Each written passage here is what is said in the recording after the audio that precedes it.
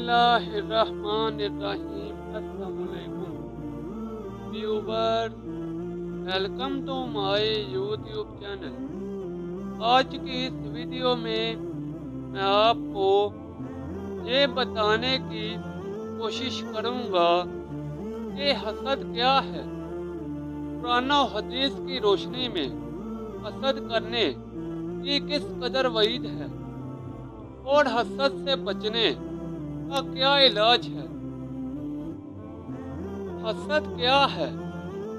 حسد کسی کو کھاتا پیتا یا پھلتا پھولتا آسودہ حال دیکھ کر دل جلانا اور اس کی نعمتوں کے زوال کی تمنا کرنا، اس خراب جذبے کا نام حسد ہے۔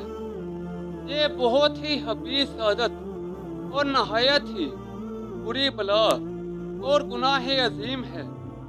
حسد کرنے والے کی ساری زندگی جلن اور گھٹن کی آگ میں جلتی رہتی ہے اور اسے چین اور سکون نصیب نہیں ہوتا۔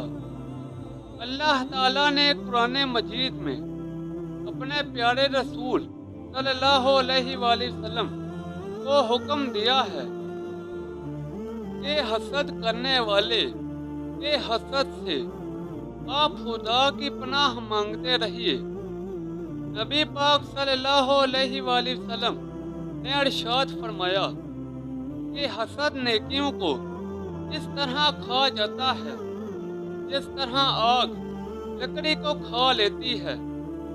حضور صلی اللہ علیہ وآلہ وسلم نے یہ بھی فرمایا کہ تم لوگ ایک دوسرے پر حسد نہ کرو اور ایک دوسرے سے قطع تعلق نہ کرو اور ایک دوسرے سے بغض نہ رکھو، اور اے اللہ کے بندو، تم آپس میں بھائی بھائی بن کر رہو۔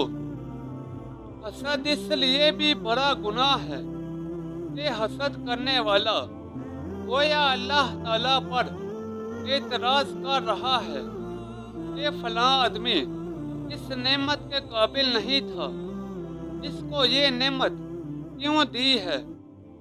اب آپ خود ہی سمجھ لیں کہ اللہ تعالیٰ پر کوئی اعتراض کرنا کتنا بڑا گناہ ہوگا۔ حسد کرنے کا علاج حضرت امام غزالی رحمۃ اللہ علیہ نے فرمایا ہے کہ حسد قلب کی بیماریوں میں سے ایک بہت بڑی بیماری ہے، اور اس کا علاج یہ ہے کہ حسد کرنے والا ٹھنڈے دل سے یہ سوچ لے کہ میرے حسد کرنے سے ہرگز کسی کی دولت و نعمت برباد نہیں ہو سکتی، اور میں جس پر حسد کر رہا ہوں میرے حسد سے اس کا کچھ بھی نہیں بگڑ سکتا، بلکہ میرے حسد کا نقصان تینوں دنیا میں مجھے ہی پہنچ رہا ہے کہ میں ہم دل کی جلن میں مبتلا ہوں اور ہر وقت حسد کی آگ میں جلتا رہتا ہوں، اور میری نیکیاں برباد ہو رہی ہیں، اور میں جس پر حسد کر رہا ہوں میری نیکیاں قیامت میں اس کو مل جائیں گی۔ پھر یہ بھی سوچے کہ میں جس پر حسد کر رہا ہوں اس کو خداوند کریم نے یہ نعمتیں دی ہیں، اور اس پر ناراض ہو کر میں حسد میں مبتلا ہو رہا ہوں، تو میں گویا خداوند تعالیٰ کے فعل پر اعتراض کر کے اپنا دین و ایمان خراب کر رہا ہوں۔ یہ سوچ کر بھی اپنے دل میں اس خیال کو جمائے کہ اللہ تعالیٰ علیم و حکیم ہے۔ جو شخص جس چیز کا اہل ہوتا ہے اللہ تعالیٰ اس کو وہی چیز عطا فرماتا ہے۔